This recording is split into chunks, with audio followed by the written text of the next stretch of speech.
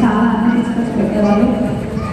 బాగున్న టైంలో కొన్ని ప్రాబ్లమ్స్ మా అమ్మకి హెల్త్ బాగాలేక అక్కడ నుంచి మేము ఆ విలేజ్ నుంచి మేము షిఫ్ట్ అవ్వడం జరిగింది.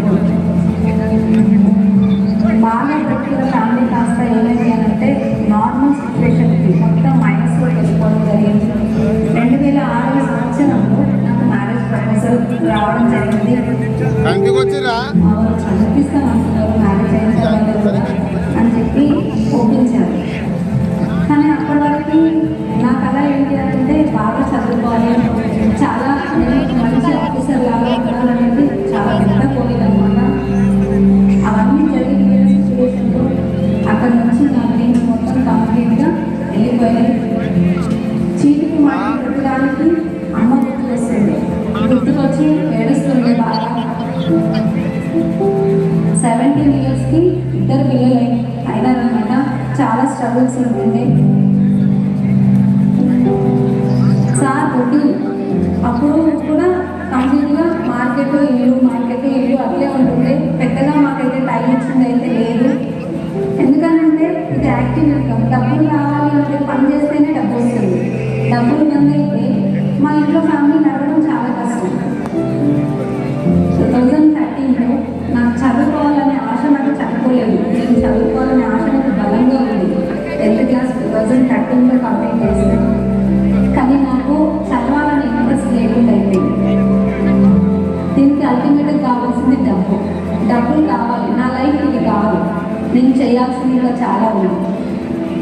ఏదైనా ఒకటి డబ్బు సంపాదించే మార్గాలు ఎక్కడున్నాయని చెప్పేసి వెతకడం స్టార్ట్ చేశాను. ఒక ఎక్స్ నెట్వర్క్ 2014లో నాకు రావడం జరిగిందనమాట. నేను అనుకున్న నా డ్రీమ్స్ అన్ని ఫుల్ఫిల్ చేసుకోవడానికి. నేను అనుకున్నంత రిజల్ట్ అయితే నాకు అనిపించలేదు.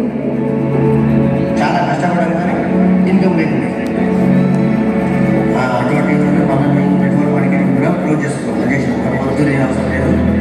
అక్కడ నుంచి ఏంటంటే ఇంకా నేను వర్క్ చేయాలి అనే ఒక ఉద్దేశంతో పిల్లల్ని చూసుకుంటూ ఇంట్లో పనులు చేసుకుంటూ అక్కడ షాప్ మార్కెట్కి వెళ్ళి అట్లా నేను షాప్లో ఉండేదాన్ని.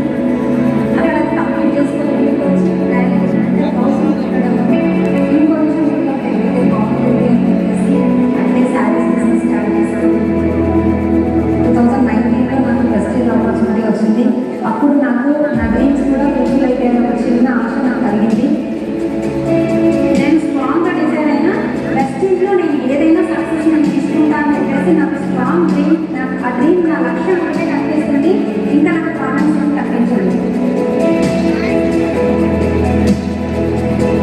కానీ ఆ తర్వాత ఏంటి అని అంటే ఆలోచించినప్పుడు ప్రాస్పెక్టివ్, బస్సులో కూర్చుంటే ప్రాస్పెక్టివ్, బట్టల షాప్కి వెళ్తే ప్రాస్పెక్టివ్, చెప్పుల షాప్కి వెళ్తే ప్రాస్పెక్టివ్, బయట మనిషి కనపడితే నాకు నేను ప్రాస్పెక్టివ్ అంటే ఖచ్చితంగా బస్టింగ్ గురించి చెప్పాల్సిందే.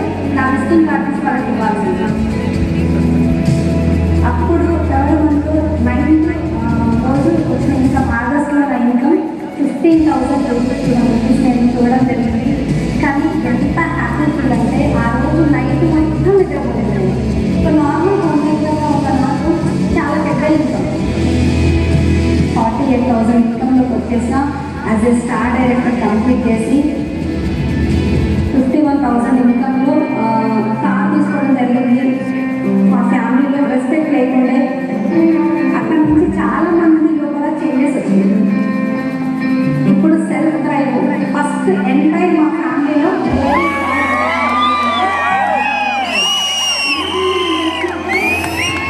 లేడీస్ చాలా తక్కువ ఉండే బిజినెస్లో. ఇప్పుడు బిజినెస్ ఎంటర్ప్రీనియర్గా నేను ముందు నిల్చోమన్నా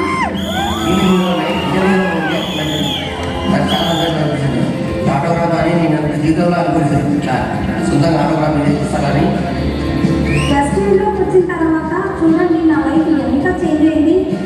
360 degrees కంప్లీట్ చేంజ్.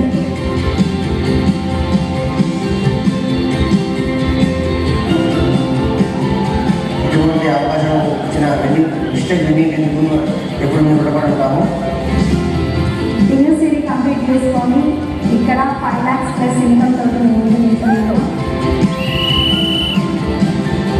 మంచి నాలెడ్జ్, మంచి ఎడ్యుకేషన్ సిస్టమ్ చాలా